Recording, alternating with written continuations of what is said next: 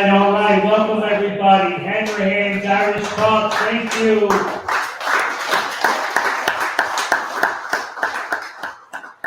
Not one, but two great guests tonight. Let's give it up for Tommy Green and Dickie Knowles.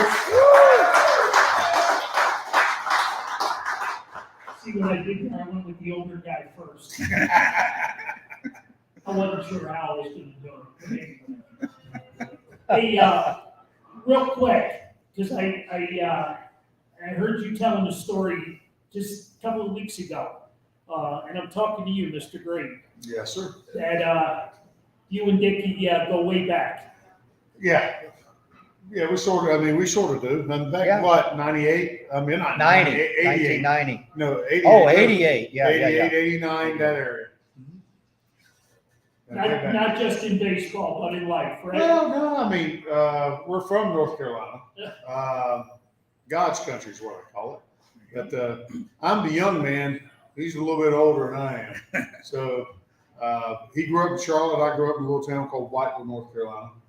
Everybody knows where Charlotte's at, but nobody knows where Whiteville's at. So it's that type of thing. But it's on the map a little bit. A lot of good baseball players that come out of there. We had some good. We got the Nixon brothers. You remember those guys? Oh, yeah. Otis. So we call them Otis. Otis. Trot Nixon was right down the road in Wilmington. And the guy who's played in the big leagues now with pitching for the Nationals. He got traded from San Diego, Mackenzie Gore. He was a first-round pick out of my high school, too. So it's just a baseball area down there. A lot of people love bleacher ball back in the day. I know that. Dickie was the same way. I heard him talk about it all the time, too. They had better baseball than us, believe it or not. They had a lot of number one picks where Tommy went, where he came from. Tar Heel country. Oh yeah, basketball, ACC basketball. I mean, I grew up that way. I was more of a basketball guy than I was a baseball guy for a long time. But I knew baseball was my ticket out of not just like pro-wise, but just to get a college education and a better chance of doing that. All right, little Sixer talk. What are they going to do tomorrow night? Well, they're going to get it done. I feel like they're going to get it done. People asked me yesterday.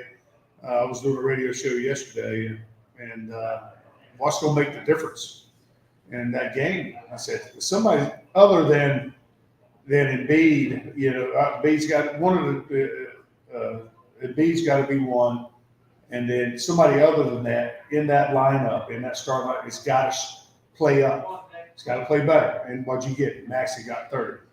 Yeah, and that's what happened. And to me, that's the difference.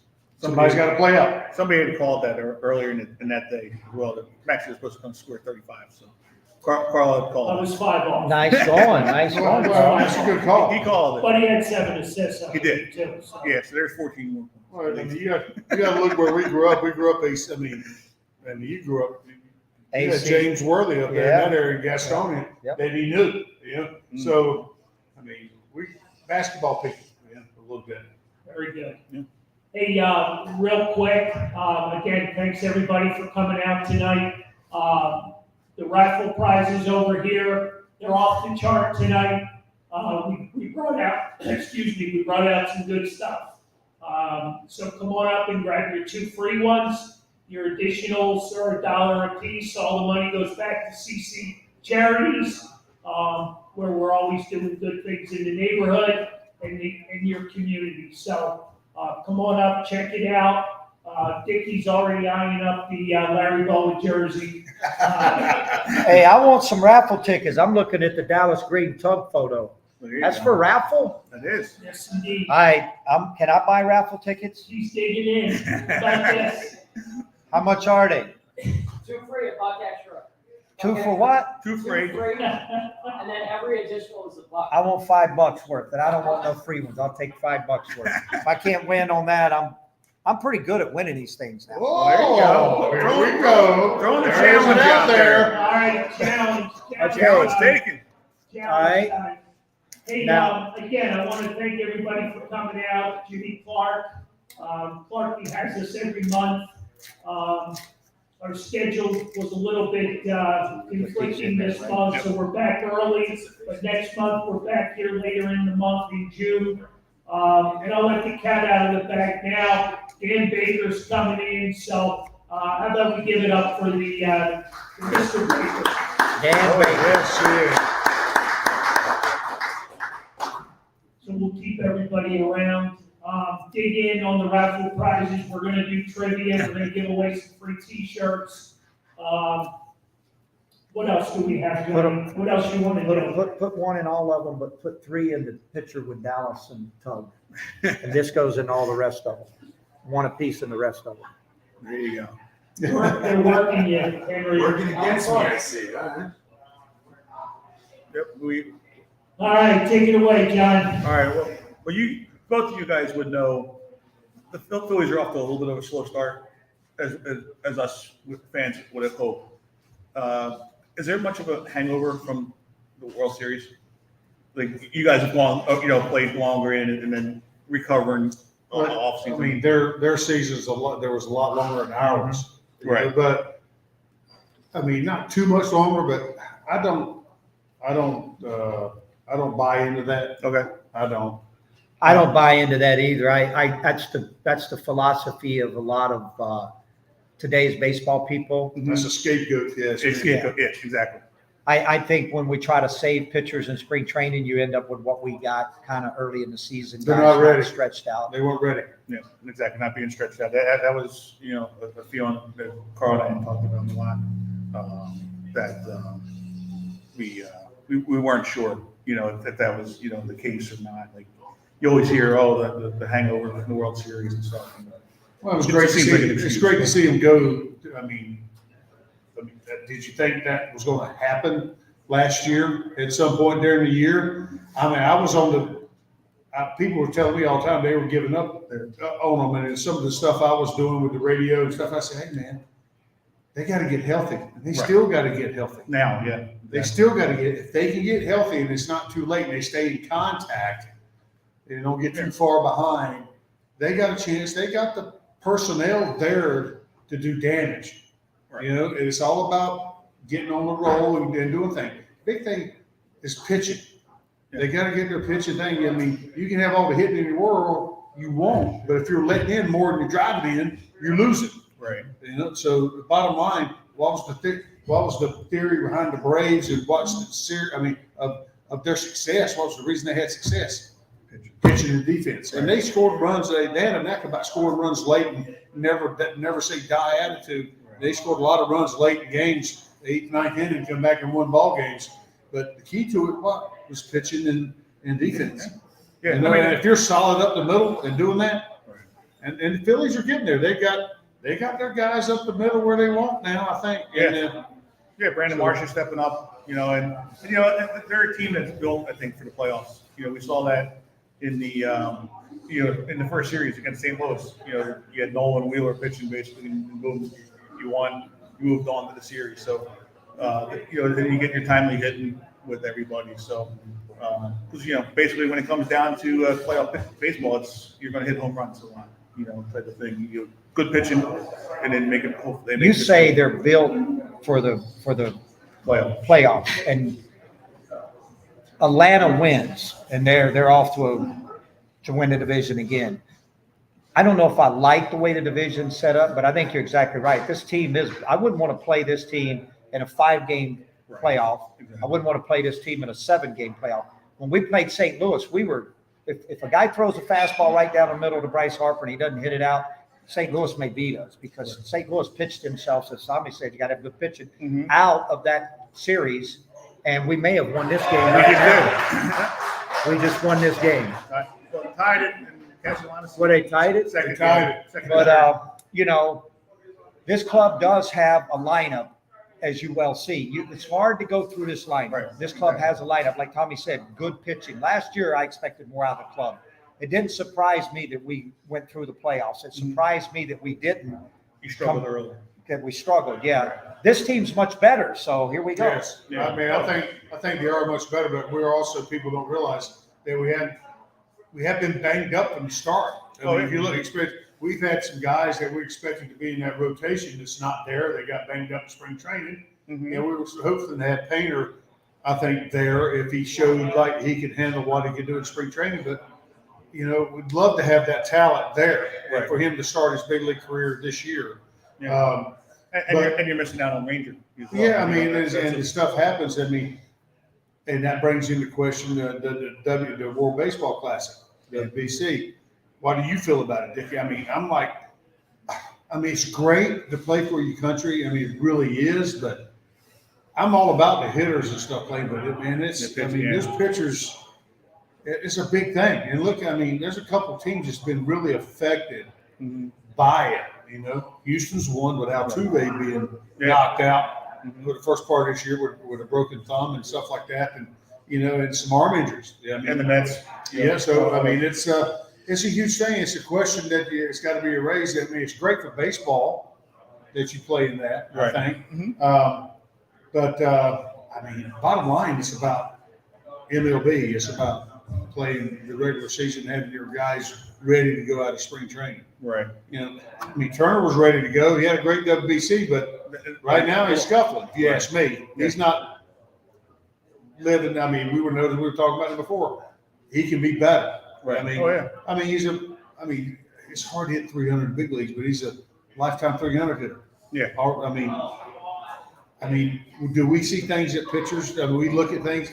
We both said he looks a little long right now, and sometimes he's swinging. I mean, it is the big league. Sometimes you have those scuffles. I'd rather him have it now than later when we. I mean, you don't want it in September, not. But we're hoping you don't last a month and a half, or whatever. But it's, he started off pretty hot. Right. He's doing, but now he's kind of scuffling a little bit, swinging stuff, striking out more than I that- thought he would. Yep, exactly. So there's some things.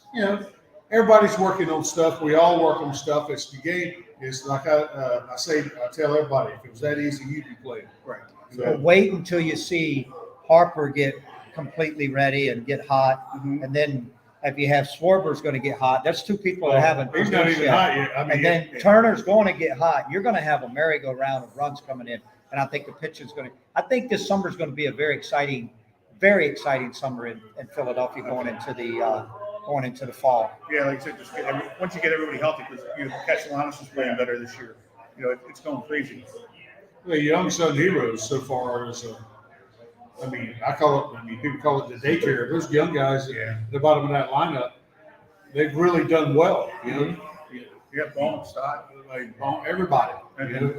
Sosa, everybody. And they've got the opportunity. Everybody's done well. But the piece of the resistance of the cream of the crop, or cream on top, or whatever you want to call it, cherry on top, has been Castellanos. I think he's starting to.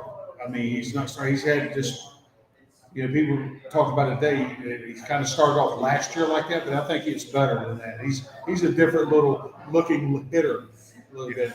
He's not. His head doesn't chase it as bad as he did last year. What I saw, but from where he's at now, he's like, multiple hit games. He's like right there leading baseball. Yeah, he just missed a walk-off home run. Oh yeah, I didn't see it. Hit a foul. Yeah, he just hit a foul. You can't ask me to go. That's the guy. I mean, we want him to hit 300 and hit 30 home runs, but that guy, he's putting the ball in play, not striking out all the time, not making first pitch outs all the time like he did last year. He's that major league hitter that we saw in Cincinnati. So I mean, that's the guy we want. Yep. Let's go back in time a little bit, because both of you guys played on some pretty incredible teams with the Phillies. Dickie, 1980, that was a big year here in Philadelphia. It was right after your call-up, your rookie year. What can you share with us? Well, I got called up in 79, but 80 was my first full year. Right. And in 79, when I got called up, I remember coming into Veterans Stadium and saying, this is going to be my first big league game. And I walk in and I look in the locker room, and the first person I see is number 14, Pete Rose, who I grew up with number 14 on my back a few times. Then I look to my left, there's Mike Schmidt, Greg Linzinski, Gary Maddox, Steve Carlton, Tug McGraw. I was like, holy cow, I got to pinch myself. I'm in the same clubhouse with him. And we wasn't winning. And Larry, we wasn't winning. That team had won 76, 77, 78. And so I was like, man, how is this team losing? And then the following year, we get Pete for that reason and we don't win. Then following year, we start off the season and we're, up and down. But if you think back, Montreal was an all-star team. Yeah. Montreal was very good. Pirates had won the World Series the year before. They could hit. So we started the year, it was back and forth. It was Montreal, it's Pittsburgh, and then Pittsburgh fell out, then it was us. It was a very good season, but we had the battle to get down and win it in our last weekend in Montreal. But to me, that's the best team I've ever been around, bar none. That's a great team. What did it come down to? Came down to pitching.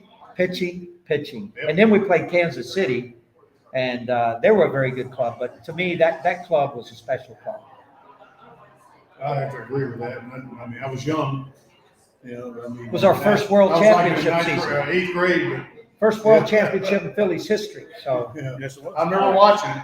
All right, well, share your 93 story with us, because that's, that was a great year, right? I mean, that team's been chronicled for. I mean, there's a lot of good things about the team. I mean, it was on and off the field. It was real good. I mean, we had fun, definitely on the field. And what was so amazing about the team on the field was that those guys knew and how to play the game and how to do and play it right. I mean, and when that bell rung and they went in between those white lines, you didn't have to worry about the game being played like it's supposed to be played, like the Philadelphia fans expect you to play.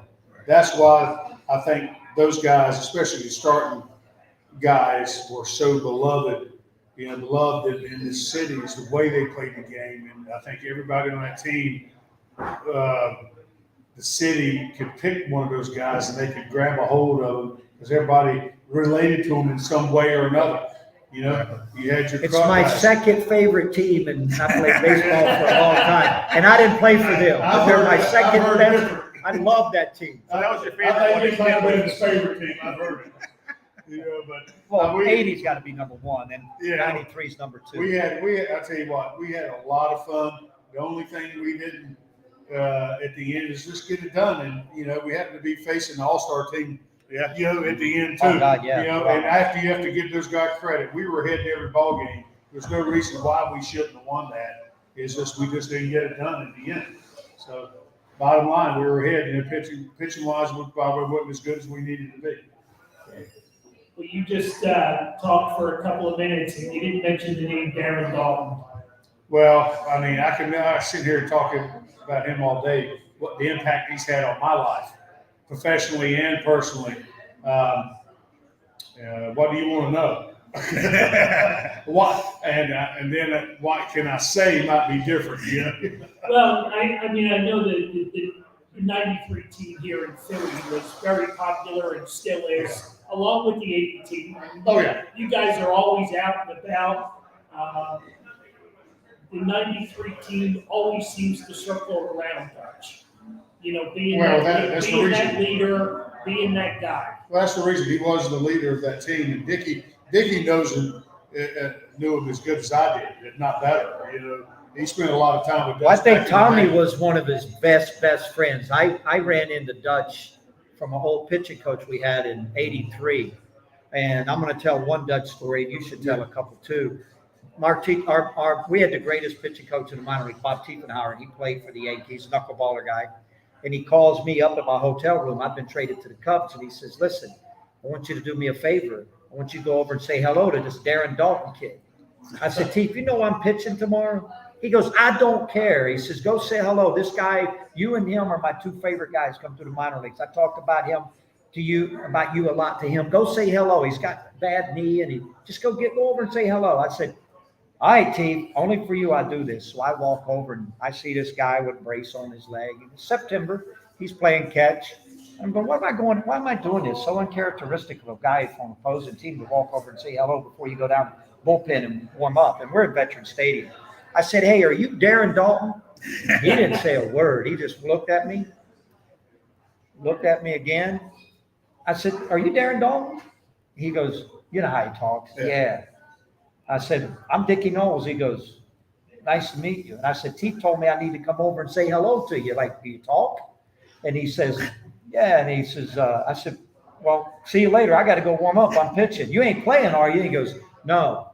I said, "Good." He goes, "Not another word." I go warm up, pitch, beat the Phillies as I always did. And then they come to Chicago for the last trip. And I said, hey man, see him in the outfield. I said, come you didn't talk to me. He said, because Tiefenauer called me and said, I want you to go over and say hello to Dickie Knowles, but if you talk to him, don't do it on the day he's pitching because he'll hit you right in the head. So he tells me that story. He tells me that story, and I look at him. He's a young kid. He ain't played in the big leagues yet. And I said, well, if you were playing and I hit you, he said, it wouldn't be pretty if you hit me. I'm coming to get you. That was Dutch. That's a great story. Oh, man. Tommy, you got one you can share with the public? Oh, my. I mean, you talk about Dutch, I mean, and the impact he had on us, and watching him play with the injuries Tell and him stuff. the one that when he came out to the mound Oh. when you were pitching. Well, I can tell probably two, but the real funny one was one in Cincinnati with Schilling. Tell him that one, yeah. That's the good one. We're pitching we're playing in Cincinnati. Anybody, y'all baseball fans, you've seen that ballpark, and that ballpark's like playing in his room with the Titans. You know, the ball flies out of that place, right? Schilling's pitching that day, and it's a day game, which made it worse because that turf plus the heat, ball carries even more. Well, in Cincinnati, it was one of the few places where back then that if the home team hit a home run, they lit off fireworks and boom and the cannon shots and all kinds of stuff, right? Well, Schilling's pitching, he gives up a home run. Boom, boom, boom, boom, things starts going off. They throw him another ball after the guy rounds the bases. He gets back up. I can't remember who it was. I can't remember. Next batter, boom, hits another one, back to back. Boom, boom, boom, boom, boom. It goes off right there. And before the last boom, here's our pitching coach, Johnny Padres. If you can visualize back in the day, Johnny, the way he used to walk up there, and walking out to the mound, and Schilling turns around, and he's like, I can't say live stream what he probably said, but what Johnny told me he said, but told us, he basically said, Poch, what are you doing there? I know what's going on. I know why I did this and all that. I don't need you to tell me what I need to do. He said, wait a minute, Schill. He says, I'm out here just to give the fireworks guy a chance to reload. That's why I'm out here. And Dutch started howling. He turned around, he was laughing, and all of a sudden, we can't hear it from the bench over at third base. And Dutch, he had a big grin on his face, just turned around and started walking back to Doug. Paz was walking back. Schilling was there sitting there just sort of stunned a little bit, and then he kind of smiled. And then he ended up pitching great, but Pod's come back in the dugout and told us what he said to him. And it was like Lauren Hardy show over there. People were falling all over every place in the dugout during the course of that. Before he threw the next pitch, everybody just broke up. That was an instance for, Dutch was lighthearted out there a little bit. And then my personal experience with it myself, Dutch with the bad knees, he tells me in between innings, I was pitching in the vet that day, I had to be in the vet. And he says, you're not getting your curveball down. He says, man, trust me, I'll block it. You get 2 strikes, I want you to bounce it and block it. I said, all right.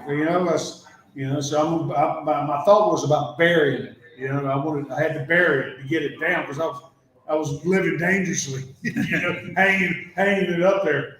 Well, it happened so happened the next inning, I had a man on third with 2 outs. And I had a 2-strike, I think it might have been a left-hander, was up. And he called for the breaking ball.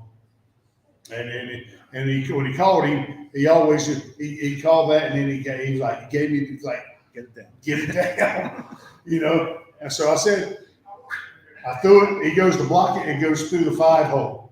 And all the way to the back. The run scores. He goes back and gets the ball. That's it because we're trying to get him a home plate. I'm coming in, but he was already safe. He grabs the ball. He turns around and looks at me and goes. Tosses the ball back to me and laughing. I was like, oh my God. But it kind of breaks. There's sometimes in a game where y'all wonder what pitchers and catchers are talking about out there. A lot of it's nothing. A lot of it's about this break. They give us a chance to catch our breath. Right. And just maybe being a little lightheartedness. But You remember a guy named John Mizrock? Very well. He coached in the Phillies Yeah. organization.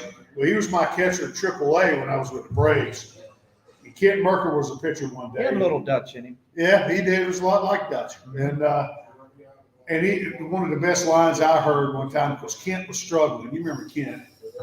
And good left-handed pitcher, first-round pick for the Braves back today. Had good arm. He goes out there. We're AAA pitching. He was struggling a little bit that inning. And Rock was a lot like Dutch. He had the hair like Dutch back in the day, you know, but I mean, he wasn't as tall as Dutch, but he was like chiseled up. He was chiseled up, and if he just wasn't the biggest Dutch, but he had those sharp features and stuff like that. He was a ladies' guy. He was laid back. You didn't hear him raise his voice, and Dutch was like that. And when Kent was struggling, he walks out there one day, and we're watching him. We're on the bench watching him look out there, and he was talking to Kent, and Kent started busting out laughing. And he turns around and walks out. From that from that point on, I don't think Kent gave up the hit the next 3 or 4 innings he pitched. You know, but we asked him to come in and asked him what he said. What he said to him, he said, "Well, you know, Rock was a ladies' man, right? You know, Dutch has been, you know, I call him. He's a man. He's a man. Nobody like Dutch. Yeah, though. he's a man's man and a woman's dream. That's what I call him. Yeah, but he says all I told him was that he said I walked out there. He said, look over my left shoulder.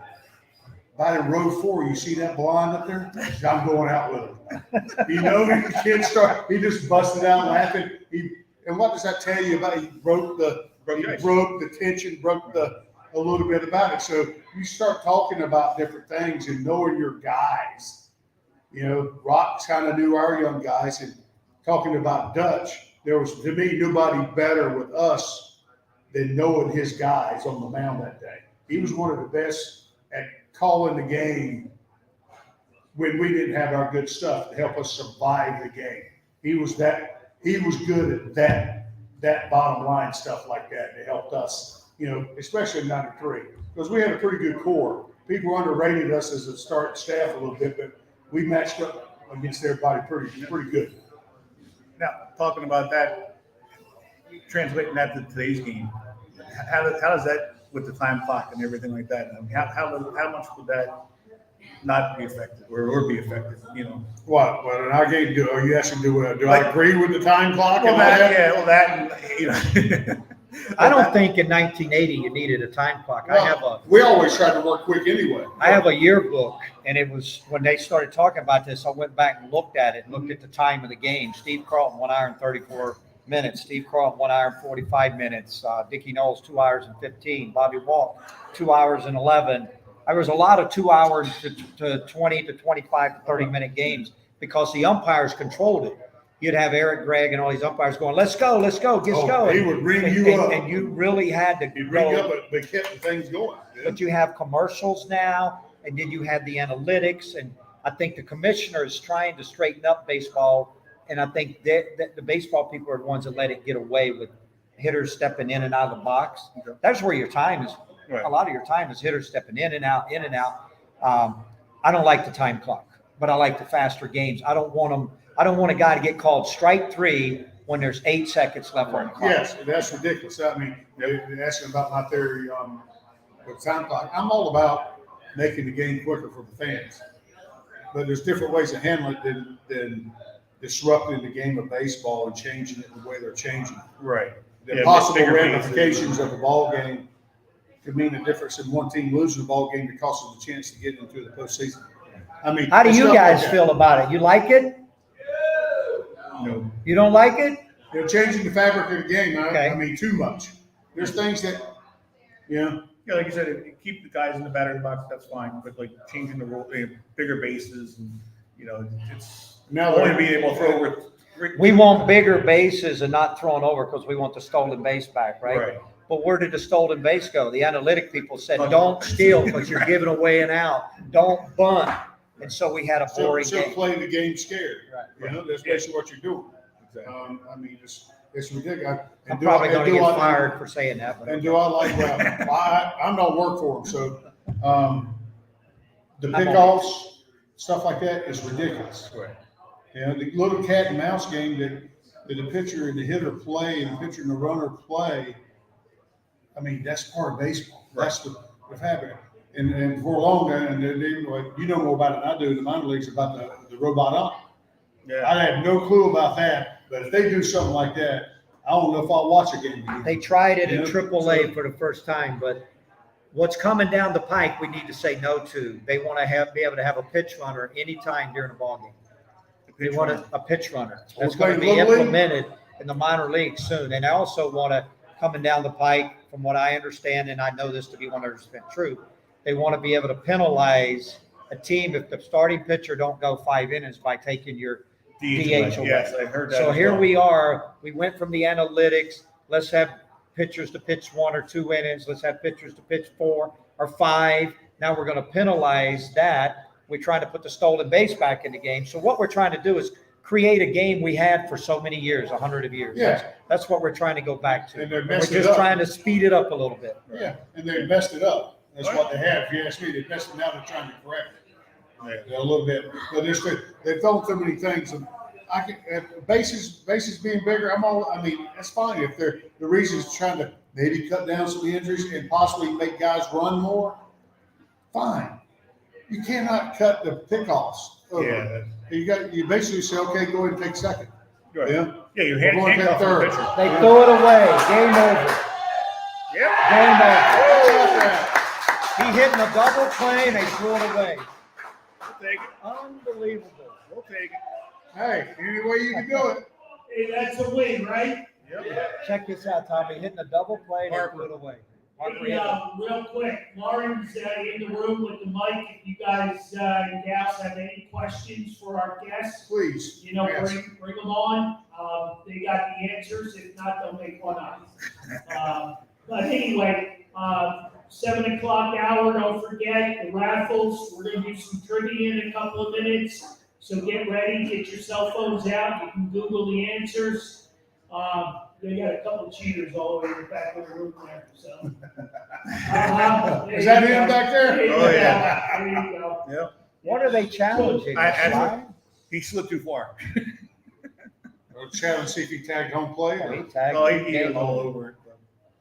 How about those Phillies? Yep. have they? 3 in a row. I'll take it. Sweeping the Toronto Blue Jays. That was good. We had, you guys had brought up Painter earlier today. I have a wild pipe dream.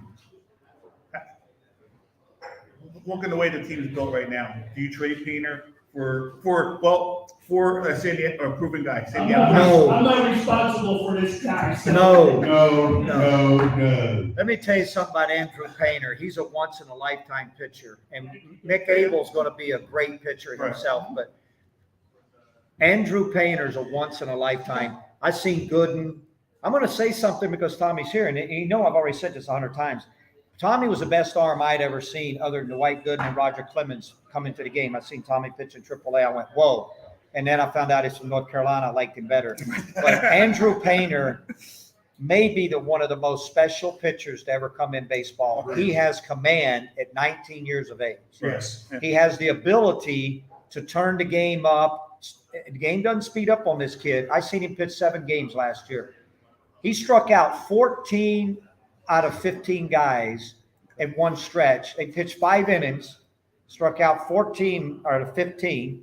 He struck out 13 in a row. I don't care what, if you're pitching in Little League Baseball, that's not easy to do. Right. This guy's unbelievable. He's the hardest worker that I've ever seen. He's the best athlete that I've seen. When you throw the athleticism like they had with Atlanta, with Greg Maddux and Glavine and Smoltz, those are athletic pitchers. This guy's a better athlete than any of them. He's 6'8". And he's 6'8", and he runs like a deer, and he's just so athletic, and you can't wear him out. I'd love to have Andrew Painter on this team by August.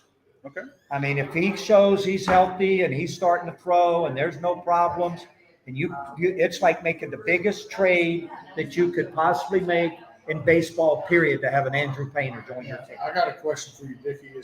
Just on what happened to him in the spring, the type of injury that he had, was it similar to Nola? What Nola went through? A Well, little bit. I heard Scott Morris, I heard his agent say, I wish we could wait, let him mature and let him start pitching again at 22. I don't think it has anything to do with it. I think he threw a new pitch to a cutter. Cutter's not easy to throw. No, it's not. You can start getting around it. And I think he got some inflammation, got a little tender, and I think the organization did 100% right. You got a superstar pitcher. Everybody knows it. You got a Bryce Harper on the pitcher's mound. That's the way I put it. So why would you rush this kid? Let him get healthy. Let him get completely, you're not going to need this kid until you got this guy coming in your club down the stretch and he's healthy. He'll be there, and he will pitch as good as anybody you could trade for. This kid will be better. Yeah, I mean, I wouldn't trade for anybody. I was thinking for like Sandy Alcantara, to add a young guy like. You're not going to get Sandy Alcantara for him, but that would be the only pitcher that might make that an intriguing trade. Well, there you go. So it's not That's totally pretty wrong. good right there. Well, I didn't know that, Carl. You set me up for that one. I knew that was coming. Well, that was my only thing. Yeah, you're not giving away because he is a generational talent, Right. but just the way this team's built for like the next 3 to 4 years. Right. To get a guy like Sandy Alcantara to add to that, into that lineup. Well, the owner said he already wants to cool. win more than one. He wants to win Right. 2 or 3. So you got to have Andrew Painter on this team. Well, there you go.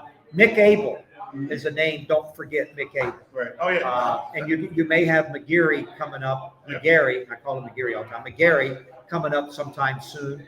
But this bullpen the Philadelphia Phillies just threw at you. You just found out that we're better. As soon as Toronto went to their bullpen, I knew we were going to win this game. It's just a matter of time.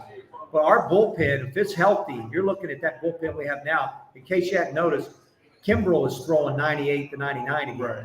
He is throwing very, very good. He's commanding his fastball. So if you add another arm in there, and you got Ranger back in the starting rotation, Alvarado back down. Alvarado's got to come back. Well, Strom's going to go back, and he's Strom's in there, yeah. He's It's a good going back to bullpen. bullpen. So yeah, you're depth. I think you win the pennant with bullpens.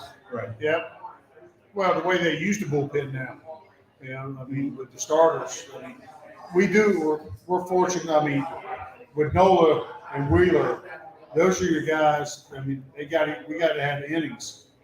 Right. From those guys, Mm-hmm. if not, your bullpen's going to blow. Right. I think, because You we've can't used run them it. so much already Right. because of the end, especially the first 2 or 3 weeks of the season, the inability of the starters not to get past really 5 innings. Well, you got Ranger. Ranger will be rehabbing his first couple of starts, but Ranger's going to give you 6 or 7. We've already proved that. Right. Nola's going to start being extended. He'll give you 7 or 8. They're Here's now. my thing. They're fine now. Yeah, here's my thing on Aaron Nola. And everybody talks about Aaron Nola. Nola gets 35 starts. You're going to get 5 starts that can beat anybody in baseball. Chalk it up. He's going to be better than anybody in baseball for 5 starts. 5 starts, he's going to be an all-star. 5 more starts, which takes you to 15, he'll battle and beat you. And then you'll have those 5 starts where who knows what's going to happen. He's got to pitch. He's got to make it through. He can't walk guys. And then you'll get 5 where you look at him and say, man, this guy gets bombed. And I'll take that kind of pitcher because he's better than everybody else for 15 or 20 of those starts. Pitching's not that easy. No. You gotta throw it over to Lauren. She's getting a little itchy with her bag of Snickers. So We're getting she you on. She can't wave that thing at me one more time. So guys, we have a little fun. We have a little fun. We have a little fun for a few minutes. She's hiding behind the pillar so nobody can see her wave. Take it away. That's right. All right, so it's time for the Madness Minute. So for you guys, I just need to ask a series of questions. The first thing that comes to your mind is what we want you to answer. But if you have a good story that goes along with that, certainly feel free to share. Who was the one hitter you could just not ever get out? Spanky. You know who that was? Pittsburgh catcher. Pittsburgh catcher, Mike LaValliere, of all people. There are a lot of great hitters I faced, between Bonds and Gwynn and those guys during that era. But the guy I had trouble with more than anything, Mike LaValliere. It must have looked the size of that table coming in there. Because if I throw a 96 or 7, he'd come back by me at 107, 108. And he says, I asked him one day, he looked at me, I said, and he says, I just see you. He says, what's so weird about it? He says, Bonds and them, so those guys are coming back in the dugout and said they can't. They're not seeing you, yeah, which is a good thing for a pitcher to have. You got a guy coming up, they're not picking you up late. That's a good thing for us. That means we're deceptive. Right. But I wasn't deceptive for him because I was backing up some bases off him a little bit. Dickie, you got one? All left-handed hitters. But two come to mind, Harold Baines and Wade Boggs. Wade Boggs didn't really hurt me that much, but he hit 500 off of me or something like Oh, that. wait, they're both Hall of Famers. Yeah. Or Gwen, I mean, I had my chances with Gwen too. I'm going to tell you how bad it was with Harold Baines, though. He was sitting on a Sunday day game, and I wasn't as good as pitcher as Tommy. You can see my numbers. I wasn't that good a pitcher. But I'm pitching in Texas, and I got 0-0 going into seventh. We finally scored 2 runs. I go, great. And I'd been on my manager, Bobby Valentine, about letting me finish games. So I go out for the 8th inning. I get the first guy out, second guy out in the 8th, and I'm winning 2-0. And I'm sitting there thinking, okay, third hitter up, I get him out. I kill him. Kittle never hits me. He bloops a single on the right field line. Now, Harold Baines wasn't playing that day. And Harold Baines comes out on deck to pitch hit. And I can tell you, it kind of woke me up a little bit. I was going, anybody but this guy. So he comes up to the dish, and he's the winning tie, only the tying run, not the winning run. And Bobby Valentine comes to me out and said, Bobby, let me finish this game. Come on, he said, well, this guy here hits you pretty good. How you going to pitch him? I said, I don't know yet, but I'll get him out. He goes, no. He says, listen, just don't give him anything good to hit. That's a kiss of death. Right. They should tell you that. And I got to run it first. That's trying to say us not to walk the pitcher back in the day. Yeah, Right? I mean, yeah. this is a pretty kiss of death, yeah. Well, I went ball 1, ball 2, ball 3 on Harold Baines. And the catcher called a curveball 3-0. And I said, okay. And Steve Novarita still remembers this because I think Novarita was the guy giving signs from that scoreboard they found out later. I told a 3-0 curveball. He hit me so good that he hit it out of the ballpark and tied the game up on a 3-0 curveball. That's being locked in off of a pitcher right there. Yeah, right. He said, I was sitting on me. All right, you can only pick one, cheesesteak, pizza, or buffalo wings. We're talking to the diabetic here. So Pizza. are you talking to the young Tommy or the old one? Pizza's my favorite. The old one's gonna be wings, the new one's gonna be pizza. Yeah, Okay? Anything in moderation, come on. nah. Cheesesteak's pretty close, though. I missed the cheesesteaks, but I only eat a lot of bread. Well, I can't tell you the last time I've had a good piece of pizza. It's been at least 13 years. Yeah, 3 hours. Had 2 pieces on the way here. So I miss pizza. I mean, I've had a hoagie, but it's been on, like a multi-grain or something that's better for me. But just a plain one, There's a good old cheesesteak I do miss. Who was your favorite manager to ever play for? Oh. I don't have to say it. He already said it. Dallas Green. Mine's Jim Ferguson. And I got lucky to play for Bobby Cox too a little bit, but I played for Jimmy longer. And Jimmy was the player's guy, man. I loved his demeanor, loved who he was. Yeah. Which do you prefer most? Reese's Peanut Butter Cups, Kit Kat, or Skittles? Reese's Peanut Butter Cup. I like them all, but diabetic likes them all, but I like Reese's Peanut Butter better. Who is better around the kitchen, Tommy Green or Dickie Knowles? Oh, good question. You cook. I grill. I agree. I do both. Yeah, I won't say. Tommy Green. I grill, but I do a little bit. Well, if I relied on my wife to cook, She's not watching. Be careful there now. no, I ain't afraid to say it. I'd be that. I'd be that little stick figure. So I learned I'm going to eat. So I'll fix for myself. Get him, Wendy. Wendy online too. That's all good. Okay, it's like picture. I've chucked and ducked enough in my life. Being on the mound, I can shake and bake, man. All right, Tommy, hold up. I don't want you getting in trouble. Who's more attractive, Tommy Green or Dickie Knowles? That's an easy question. Tommy Green. I'm an old fart. You're distinguished. I am so old. I'm gonna tell you how old I am. I'm so old that everywhere I go, they call me Larry Bowen, Larry Anderson, or one other name, and I don't even know who that is. But he works for the Phillies, and he's older than all of us. Hey, Larry, I get that all the time. I said, I'm not Larry Bowen. I know that. You're Larry Anderson. No, not him either. Well, back in the day, it was That's Marty classic. Weissman, right? Yeah, Marty did. You just got that face. Like you look like everybody. I like Hey, you look like everybody. Which is the better baseball movie? Field of Dreams, Bull Durham, or The Natural? What was the last one? The Natural? Wow. Field of Dreams, Bull Durham, Baseball. The Natural. I seen The Natural first before anyone else in 1987 with Chicago Cubs when we were playing with the Cubs and, the famous actor, what's his name? In The Natural. Robert Redford. Robert Redford comes in, takes the whole club to a movie theater, and I'm sitting beside Ryan Sandberg. So Redford comes down, and he says, "Where's Rhino?" And I said, because Rhino said, "Sit with me, Pi." I said, "Okay."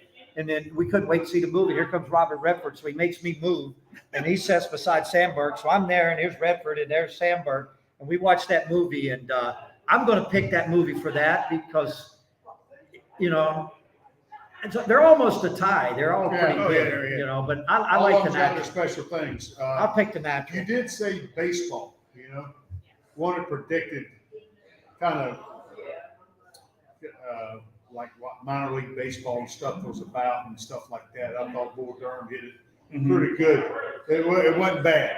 Field of Dreams was good too. But it wasn't bad. Because it gave you the depiction of minor league baseball, how it was a little bit, and some of the talent. You had your first round pick that was around, how it goes, and the good looking catcher, which was Dutch, and what happens, that stuff off the field. But there's another movie you didn't mention that I think is a great movie that Costner also did. It's called For the Love of the Game. Yes. Yeah. They That don't movie fit right- those three though. I It's know. after those three. It's Those after three are that. better than that. Well, movie. That's but a good it's movie. pretty good. About what happens, and as far as a pitcher, Right. Yeah. You is guys be concerned. Because we go through games sometimes. You got things we come off the mound and we're thinking about different things. Sometimes kind of get you out of it to relax a little bit because that's the key to play. That's the If key. you to want to life make is a being lot able of to money, relax. make a new Babe Ruth movie. Not that last piece of crap of a movie that what's his name? Goodman played it. Yeah. Make a new Babe Ruth movie because that would be awesome. And I've been hoping that Kevin Costner or one of these people that make all these good baseball movies would look at that. We Yeah. need a new Babe Ruth movie that's legit. Yeah. Well, So I did agree. you guys see Moneyball?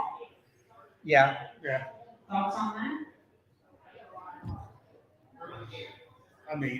I didn't watch it that Show me the money. like that, but really, that to me brings me into the analytics side of things. Right. And it's not that I'm a great fan of it. But Art Howell's a we- very good friend of mine, Yeah. so I won't say anything about that movie. we start talking about analytics and took things. They're putting numbers on what we had phrases and words for. Right. Yeah. Exactly. They're putting numbers in there. It's just reinventing the wheel a little bit. I think that's what they're doing, trying to do. All right, yes or no, will this year's Phillies team win the 2023 World Series? Yes.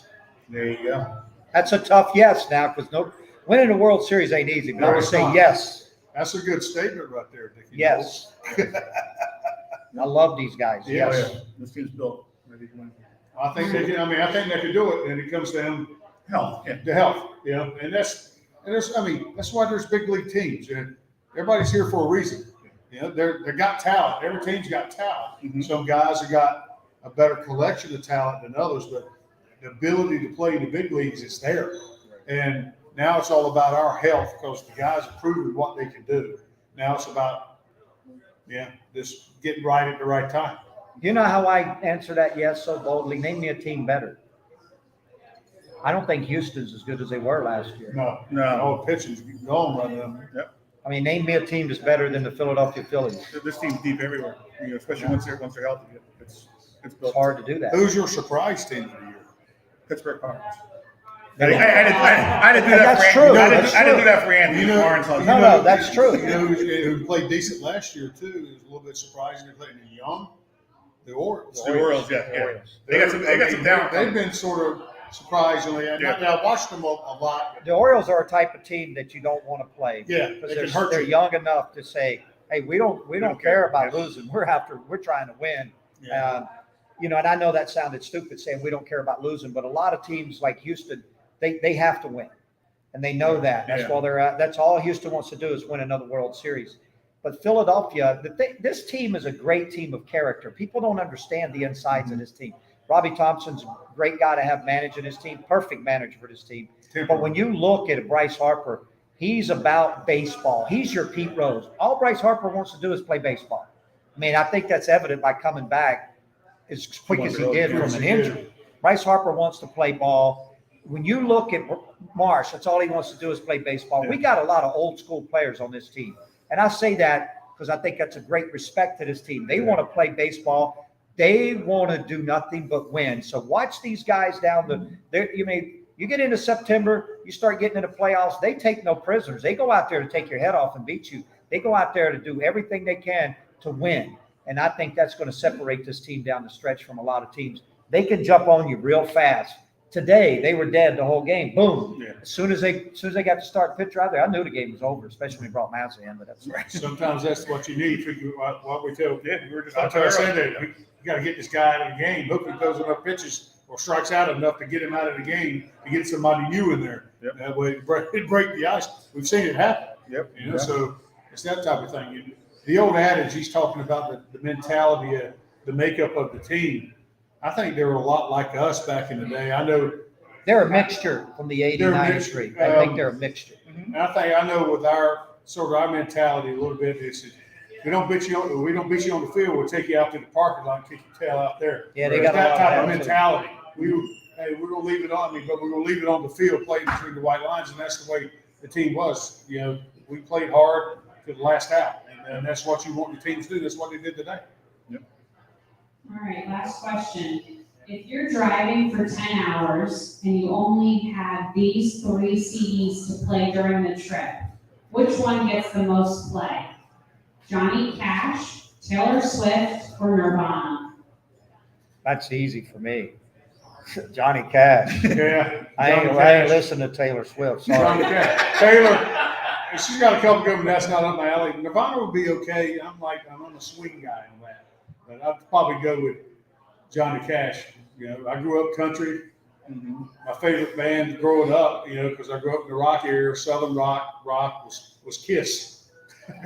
So, and then the hair band. So I got to appreciate my dad I couldn't ride in the car without having country music on me. So I got an appreciation for Burl Haggard, Waylon Jennings, Conway Twitty, all those guys back in the day. And then I had the rock area, the hair bands and stuff, which I still listen to Hair Nation all the time, along with the country music, country music radio and stuff like that. So. All right. That's the Mattis Minute. Nice going. Thank you, Good Bill questions. Mattis. Yep. Hey, Johnny, they're itching for some trivia. Itching for some trivia? All right, so here we go. Hands up. Hands up, Hands up, you're Arnold. cheating. Which team did the Phillies in 1993 beat to clinch the NL East championship? There you go. There you go. Congratulations. Congratulations. That was a loaded. What do you win? Question. What do you What do win? you win? A T-shirt. You get one of the fans' new T-shirts. All right. Go ahead. Ready for more? Yeah. People, real quick on that, you talk about Pittsburgh. Yep. People ask me all the time, what's the more important? Well, getting the World Series and stuff. Yeah, it was. What the most important thing about that season was the season, winning the division. Right. Winning Because that's a year's worth of work. Right. You had to get there. Mhm. That was the last year. You think about it, Dickie played that way. That was the last year you had to win straight out, because the following year strike happened. The next year was the first year for the wild card. Yep. So there's more teams in. You had to win to get in. So you sort of take pride. It's the fight, the battle of all year, what it took to win, what you had to do to get there, to get in. Because anybody can be beaten in the series. And who gets hot at the right time. Exactly. So that's why we look at it that. So Pittsburgh, that was a great night. That was a cut loose night. We had a lot of fun that night. Exactly. Yeah, but there was a lot of fans out there too. Oh, yeah. Traveled out there with you. All right, and which team in 1981 did the Phillies play in the playoffs for the first and second half to win the NL East? The Montreal Expos. There you go. Congratulations. I won game 4. I think he just said he just won game 4. Well, I didn't get the W, but they took me You out won after that game. 4, but we won that game. We go on more? I got another. Come on. All right. Rapid fire. Rapid fire. All right. Who was the player to make the final out in the 93 game to clinch the NL East in Pittsburgh? In Pittsburgh? In Pittsburgh. Final out. Mitch wasn't on the mound, was he? No. I even got Tommy's. Larry? Yeah. We need a repeat on the question. Mike Schmidt's he's figured he hasn't gotten an answer in a while. Which pitcher or which player was the one who made the last out? In 93 93, to win the NL East for Pittsburgh. when they beat Pittsburgh.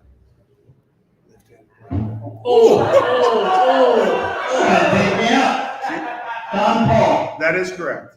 That's the pitcher. Job. There you go. Yeah, I thought you were talking about the player. Crap, The hitter. Yeah, The hitter. No, I thought the busted leg. Player. You were thinking. I knew the pitcher. Yes. I thought you were talking about the Pittsburgh player who made the last out. Oh no. Yeah. Yeah, I was thinking it was Clark. I think was it Clark? I think it was a lefty. Lefty. Lefty. Yeah. Yeah. I don't remember. I remember because he rolled over on Paul at changeup. Right. Yeah. One more? One more. All right. We need some ice for a lip back Yeah, there. exactly. Yeah, we need an ice pack back there. Which team did the Phillies win against in 1980 to clinch the NL East? 1980 to clinch the NL East. You guys, come on.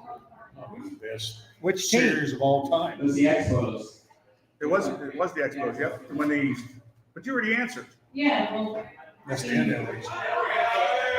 Two more. Not the pennant, just the NL East, right? Two more. The NL East, yes. Put those in the Look, Larry you got Bowa the shirt. cheaters in the back that want to answer it now. yeah. One more, Johnny. Come on. One more. Rapid All right. Which player made the final out in the NLCS, the hitter, in 93? No, well, Mitch Williams was the pitcher. Who was the hitter? Who was the hitter that made the out? Bill Pacoda. There you go. Good job. Yes, it was. Ah, There you go. Pull that one That out. might have been. That might have I been. would put a whole lot more in there, but I want them to See, win. Dickie gets this. That might have been the first time all year that Mitch Williams went 1, 2, 3 in the ninth. Yes. You'll never see another Mitch Williams in baseball. You'll never see a guy, and Tommy will attest to this. I knew Mitch before he came to Philadelphia. We were very good friends in Texas. But Mitch loaded the bases with no outs more than anybody in the history of baseball and got out of it. Got out of it. There's nobody that's ever will load the bases that many times and get out of it. He would do it every other week. It seemed like it was unbelievable. hey, before we put the wraps on a great show, questions, comments from the crowd, anybody? Two great guests up here. Come on. Phillies legends, 1980, 1993. What do we got? Ozick, come on. Don't be shy. Surely Don't be don't afraid. be shy. Don't be Come shy. on. Here we go, Lauren. We got a question at the bar. The owner. His brother. I didn't know her. And But anyway, thank you guys first for getting us through the order. Thanks for having us. Thanks for having us. The ask you this thing. My father laughed his ass off when you got George Brand. He was about telling somebody to put that son of a gun down. All right. Was that on your own, or was it like a call, or were you like, yeah, should we do it? Because that turned the whole series around. He was not the same, and neither was Ruben Easy. You know, it's funny. Every time I hear that, the older I get, the more I say you're right. But I used to downplay it because reality was I didn't think it had much to do with it. But when I got players on both teams telling me that it did, especially Mike Schmidt, You know, the thing was, that was a team pitch. I wasn't smart enough to be able to figure out to knock him down. I was going to hit Willie Mays Aikens. Because what happened was in the first inning, they jumped on Larry Christensen and scored a bunch of runs off LA, 4 runs, Larry Christensen. So I come into the ball game, and this type of pitcher I was, first guy I faced, I struck out on 3 pitches and walked the next one on 4 pitches, and I got out of the inning. Second inning, I'm pitching, and Willie Mays Aikens hits a home run off me, and he didn't move. Now, you remember he homered in the first and didn't move. He stayed at home plate. Back then, you didn't do that. So he hit a home run. He's standing at home plate, and I hear Pete. And Kansas City was loud. It surprised us because we just came from Houston, which was so loud that you couldn't even, I'd have to scream. If I was talking to Tommy, I'd have to scream at him. So Kansas City fooled me. It was really loud. It fooled all of us. So I can barely hear Rose, and I hear Rose going, Willie, you better effing run. And he's hollering at him, you better run. And I'm going, well, that's the best player in baseball. Pete Rose is like our Darren Dalton. He's our leader. He's hollering at the batter. So I turned around. I'm one of the few pitchers give up a home run. If it's a long one, I want to watch it. So I watched it. And I turned back around. I see Willie there. So I started hollering at him, Willie, you better run. So as he's running the bases, I hear Pete go, that's bull crap. So now I get out of the inning. I go to the dugout, and I hear the stuff in the dugout. Well, the following inning, there's a ground ball hit the Maddox in center field, a base hit. I pitched pretty good. I pitched 4 2/3 innings, struck out 6, like 4 in a row. And there were Brett, Aikens, McCray, and Otis, pretty good hitters, all stars. And I blew them away. I blew the ball right by them. So when this single goes up to center field, Maddox went down on one knee and threw it in, and it was Hal McCray, and he ran and he stretched it to a double. He was a great player, and he slid it. And when he slid in, he popped up slide on Manny's glove. And Manny couldn't get his glove up. So I walked to second base, said, you better get off his glove. I'll hit you in the head. That's the type of player I was at that time. And so now we go into the next inning. Now our bench is starting to say, you know, they're trying to rub it in like, you know, like we're out of this series. We're still up 2-1. They were hitting balls out of the ballpark and off the wall quite frequently until I came in. And they did get me for a home run. But so now we get to the 4th inning. Dallas Green used to teach us, don't wait if somebody's got to go down. If you get a guy 0-2 and he's a big hitter, go ahead and get him. I was going to get Willie Mays Aikens. Marty Bystrom looked at me in the 3rd inning and goes, what are you waiting on? Knock somebody down. I said, shut up. Imagine Marty stirring the kettle. I want to pitch in the World Series. You know, I want my family to see me. Give me a time. And Tug walked by me and said, you know, as Tug would always do, walking on his toes, he says, we got to show me. I'm from Missouri. Like, yeah, I know you're not from Missouri, but I got you. So there was a lot of talk about it. So I go out in the next inning, and I get the first guy out. Here comes George, and I threw 2 fastballs right by him, and he took a little time to get in the box. And I made the mistake of saying, if you don't get in the box, I'm going to hit you. Well, it was so loud, they probably couldn't hear it. So I threw right at him. And I'm not proud to say, can you imagine where I'd be right now if I'd have hit him? Because it would have hit him right here. Yeah. But we were taught a neck ball. Yeah, we were taught to throw up there. And Dallas Green entered my mind like, why wait? 0-2. I'm going to knock him down. In my mind, I'm going to knock him down and hit Willie in the butt. But that didn't. When I flipped Brett, as you've seen the pitch, it's an acrobatic flip. And all of a sudden, the umpire's trying to hold Jim Fry for coming out hollering at me. And the funny thing about it, I like to tell the story, is what Pete said. You remember what Pete said? Pete come running in and says, get off the field, Jimmy. I'm old enough to kick your rear end. He's a young kid. You don't want to go out there. And he goes, he wasn't throwing at him. And Jim Fry goes, how do you know? He goes, if he was throwing at him and he hit him. And I kind of looked at Pete and I said, you just tied Fry's tongue. He don't know what to say now. And then all of a sudden their bench started to holler at me. And Rose turned around, looked at their bench and said, if you want to hit any of those, go right ahead. They sat down real quick. So, yeah, I threw at him. There you go. Absolutely. All right. Well, I wish we had another hour, but it's always a great time here in Hanrahan. I want to thank everybody for coming out. Jimmy Clark, everybody here at this fine establishment, thank you. Thank you. Dickie and Tommy are going to stick around and sign a few autographs for you people, so handle it cordially. Elko way, Mr. Rosen. Yeah, you.